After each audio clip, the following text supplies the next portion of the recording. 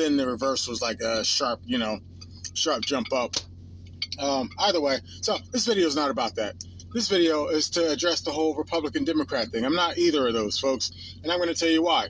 I'm like 43 years old, I think. Yeah, 43. And I haven't seen any Republican nor Democrat do anything different.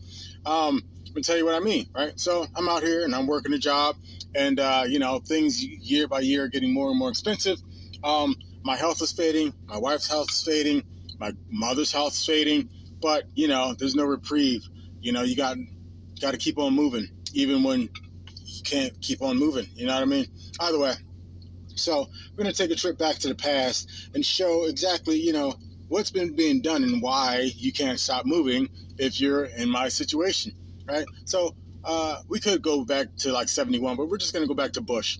Bush is in office, and, banks are acting wild. And so Bush ends up printing up a whole bunch of money, calling it the TARP program, hands it to the bankers and stuff like that.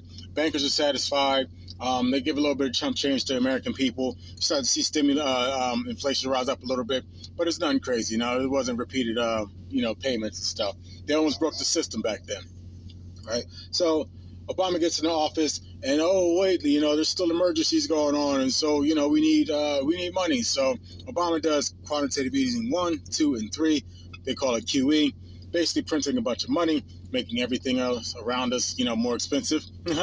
But nothing rip wild yet, because, they didn't just hand it out to regular folks like they did, in the next presidency.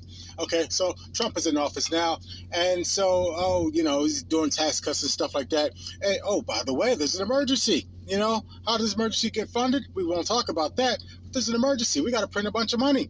And so they print a bunch of money. And this time, again, they hand a bunch to regular people. Now, inflation is just soaring and going crazy. Notice the last time they did that was Bush era, and they almost broke the system. They did it again. What does that tell you about how fragile our system is, right? Biden gets into office, and he's doing the same thing. I might as well print money. So what do you think happens? Printing of the monies, lots of it. You know what I mean? Which makes life way more expensive for me, for you. The rich don't care because their assets are going up along with the price of health care and stuff like that. They don't even feel it. We do.